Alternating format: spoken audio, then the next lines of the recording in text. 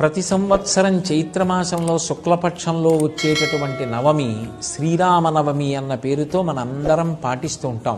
శ్రీరామ నవమి నాడు అందరూ తప్పకుండా ఉపవాసం చేస్తారు. చేసి పొద్దున్నే రామచంద్రమూర్తిని ఆరాధన చేసి బాలకాండలోంచి శ్రీరామచంద్రమూర్తి యొక్క అవతారం ఆవిర్భవించినటువంటి ఘట్టాన్ని, ఆ సర్గని పారాయణ చేస్తారు. పారాయణ చేసి దేవాలయానికి వెళ్ళి రామచంద్రమూర్తిని సేవించి పరిపరి విధముల మార్చి ఇంద్రియములకు భగవంతుణ్ణి ఆలంబనంగా ఇచ్చి ఉపవాస దీక్షలో రామచంద్రమూర్తిని సేవిస్తారు. అంటే కన్నులతో కొంతసేపు రామచంద్రమూర్తి యొక్క రూపాన్ని చూడడం, చెవులతో రామచంద్రమూర్తి యొక్క కీర్తనాన్ని వినడం, చేతులతో రామచంద్రమూర్తిని సేవించడం, అలాగే నోటితో రామచంద్రమూర్తి యొక్క కీర్తిని భజించడం, అలా మార్చి ఇంద్రియములను రామచంద్రమూర్తి యొక్క సేవ యందు వినియోగిస్తారు. ఆ రోజంతా ఉపవాసం ఉండి శ్రీరామచంద్రమూర్తి యొక్క సేవ చేసి ఆ సాయంకాలం పట్టాభిషేక సర్గ చదువుతారు.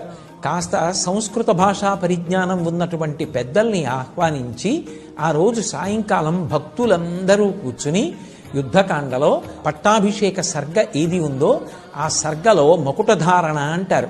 అంటే ఆయనకి కిరీటం పెట్టినప్పుడు వశిష్ఠాది మహర్షులు వచ్చి ఆ కిరీటాన్ని అక్కడ ఉంచి పూజించి ఆయన తల మీద అలంకరించారు. ఆ ఘట్టాన్ని ఒకసారి చదివి వివరణ చేస్తారు. ఆ మకుటధారణ సర్గ చదువుతారు.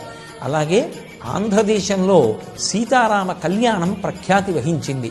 కళ్యాణం చూసినంత మాత్రం చేత, కళ్యాణంలో ఉన్నటువంటి తలంబ్రాల అక్షతలు తల మీద వేసుకున్నంత మాత్రం చేత 3 రకములైనటువంటి అనుగ్రహం కలుగుతుంది. యజ్ఞం చెయ్యాలనేటటువంటి బుద్ధి కలిగి ఆ యజ్ఞం చేసినటువంటి కారణం చేత దేవతల యొక్క అనుగ్రహాన్ని పొంది తానే కాకుండా తాను తన చుట్టుపక్కల ఉన్నవారు సమాజము అంతా కూడా వర్ధిల్లుతుంది. అలాగే ఐశ్వర్యము బాగా పెరుగుతుంది. 3 సంతానము కలుగుతుంది.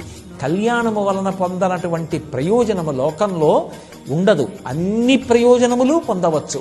అంత గొప్ప ప్రయోజనములకు ఆలవాలమైనటువంటి సీతారామ కళ్యాణాన్ని వాడవాడలా నిర్వహిస్తారు. చక్కగా ఆ కళ్యాణ సమయంలో అందరికీ కూడా విసినికర్రలు, అలాగే పానకం, వడపప్పు, మామిడి పళ్ళు ఇటువంటివి చలవ చేసేటటువంటి పదార్థాలని పంచిపెడతారు.